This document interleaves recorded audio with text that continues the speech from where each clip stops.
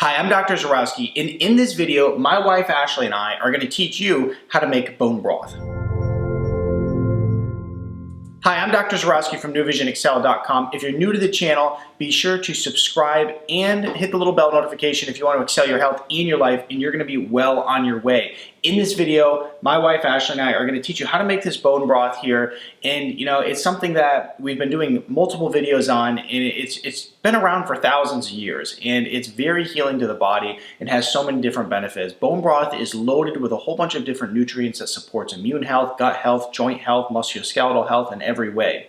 And so we want to teach you the recipe that we use in our house, and I'm going to have to admit that I do not make the bone broth in our house. My wife Ashley does, so she's going to be the one who actually teaches you how to make this bone broth. So I'm going to let you take it from here. All right, so step one is getting your bones. If you're going to make chicken soup, I recommend that you just get a whole chicken. After you roast it and have that for dinner, you can peel all the meat off and use the chicken carcass to make the soup.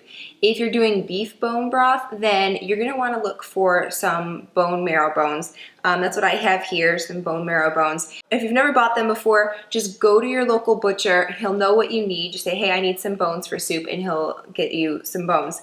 Make sure that you're choosing grass-fed beef or pasture-raised chickens when you can. It's going to just yield a better quality soup for you as far as health goes. So in addition to the bones, we are going to add in some vegetables here. So I'm just going to quarter an onion.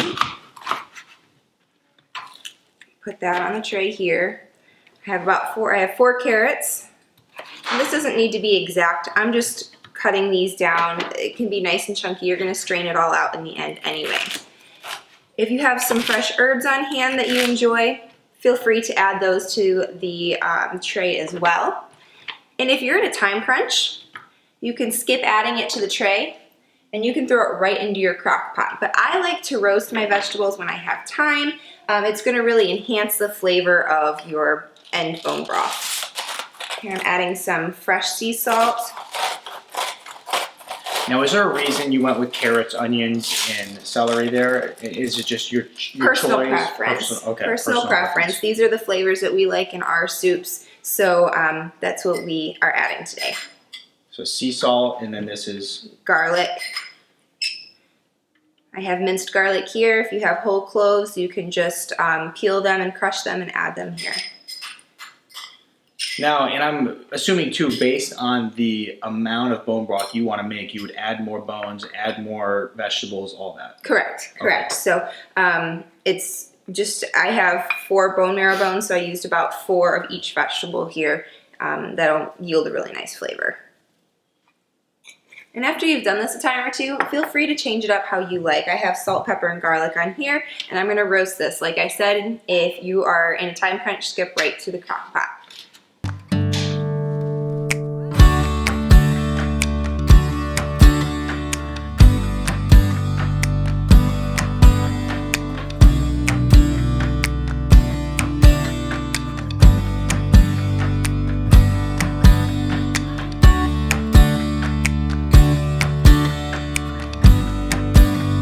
So this just got done roasting at 425. It just came out and it smells really good. So where do we go from here? So you're just going to add everything into your crock pot. The reason we're using a crock pot is because we're going to have to cook it for a while, and this way you won't have to stand next to your stove for 24 hours. So just go ahead and dump it right into your crock pot.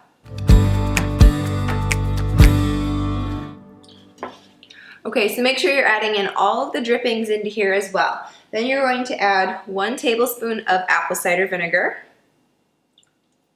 And the reason we put apple cider vinegar in is it helps to bring out all of those good nutrients out of the bones, all of the minerals, all of the collagen. Helps to break it down. Absolutely. And then I just have a couple bay leaves here. I add those for flavor. You can add parsley, thyme, whatever you like as far as flavor goes. And you can certainly add more salt if you would like for taste. Then you're going to add a lot of filtered water. You're going to want to fill your crock pot most of the way. This is an awfully large crock pot, so I'm going to add probably about 10 cups of water. And by the way, when you're adding the water, distilled water is typically the best to use when on a fast. So distilled water is going to be the most purest form of water, especially while you're fasting. You want to have that really pure water.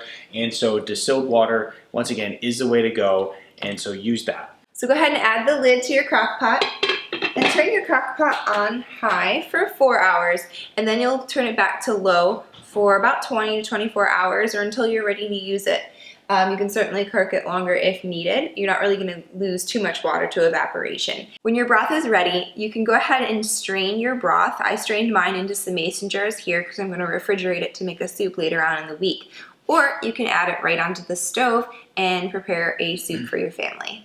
Now with the bone broth, there's a couple ways you can use it. For one, you can use it and drink it while intermittent fasting. So drink it while you're in your fasted period. The other thing you can do is take the bone broth and drink it while you are doing a 3-day fast. So you probably recently saw my video where I did I covered the topic of a bone broth fast and the benefits of it.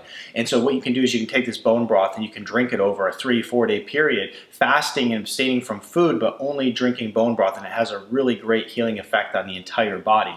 So that's a couple ways that you can drink bone broth. I mean, the other thing too, as someone who is maybe athletic or somebody who really needs some support in their gut and their joints, I mean, you can just make the habit of drinking a cup of bone broth every single day. It doesn't have to be in correlation with a fast or anything else. It can just be something you have mid-afternoon or at night or something. It's just a really good healing liquid food, and so I highly recommend that you use it. Another thing that you can do with the bone broth is you can freeze it to use it later. So if you find yourself just needing a little bit of bone broth now, you can use some now and use some later.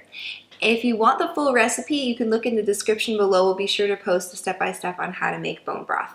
Hey everyone, this is how you make bone broth, and so definitely utilize this recipe and give it a try. And then if you have any other variations that maybe we aren't using, be sure to post it in the comment section below, because we'd love to know what you're doing with bone broth, and even post in the comment section below how you're using bone broth. So be sure to share that with us. We always love hearing from you. Other than that, guys, be sure to like the video and click on the little icon below to subscribe. We always love when you subscribe. And then other than that, check out our other videos, and then we'll see you in the next video. Bye.